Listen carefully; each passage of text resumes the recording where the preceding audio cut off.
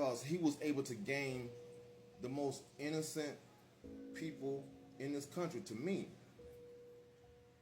like, I've worked around these people all my life. I've lived around them, and when I say these people, I mean the typical white Southerner, the typical white Christian Southerner. I don't know how they allow themselves to fall for such a vile human being, but I've worked around these people all my life. They are good, decent people. They go to work, they work hard, they take care of their families, they try to live decent lives, they try to help their friends out. They're good people.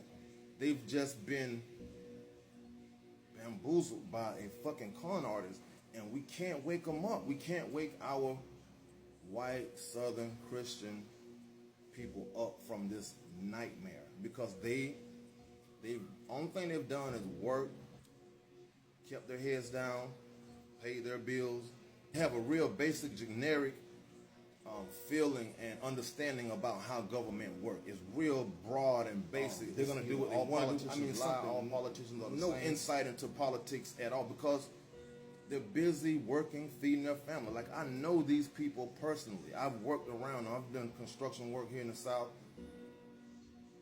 I have friends that are Trump supporters, that are real good people, that'll do anything for anybody. Trump don't deserve their support. That's how good they are. But one thing I know about these people, once they wake up, once they realize that they've been had, that's going to be Donald Trump's worst nightmare. These Southern white Christian men. You ever heard the phrase, a Florida man?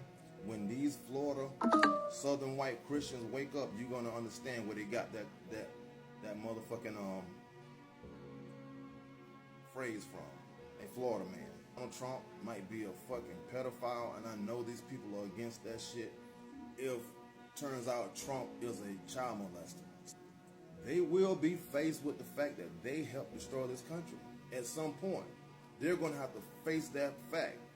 There was no way a person who didn't have at least average understanding about the civics in America and how the government works and how the country works, there's no way that anybody could have withstood the onslaught of lies from Donald Trump. Like, Donald Trump is not a populist, he's a fucking demagogue. There's a difference from a populist and a demagogue. Donald Trump is a demagogue, and he's so good at it because he's used to marketing.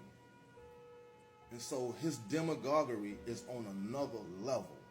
And so if you don't have the basic or average knowledge about American civics and how the government works and how it's put together, how our people are organized, if you don't have the basic knowledge of that, there's no way you could have withstood his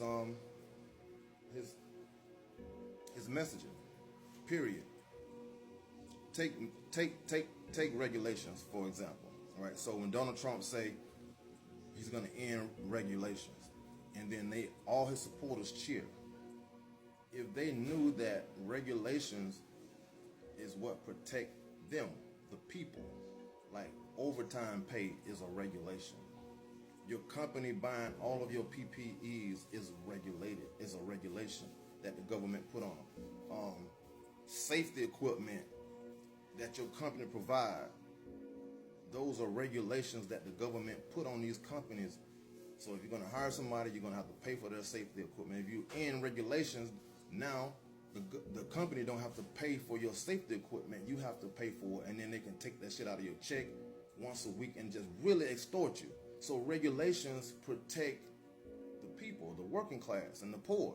But when Donald Trump say, I'm going to end regulations, they all cheer because they don't have a basic understanding on how our country organizes its people. The media, that's our First Amendment right, freedom of press. When Donald Trump come out and he called the media the enemy of the state, and he demeaned the media, and just basically destroyed our mainstream media. They don't even listen to the media because of Donald Trump. Well, if the media dies, if the media goes away, if the press goes away, if we lose our freedom of press, democracy die in the dark. Those are just basic understandings of how this government is organized. But they didn't have any of that going in with Donald Trump, and he was able to just manipulate them in their ignorance. So we got to give our people another chance. They got to learn how this country is organized, and they're going to have to look into Donald Trump a little harder, because I am sick and tired of this man's face on TV.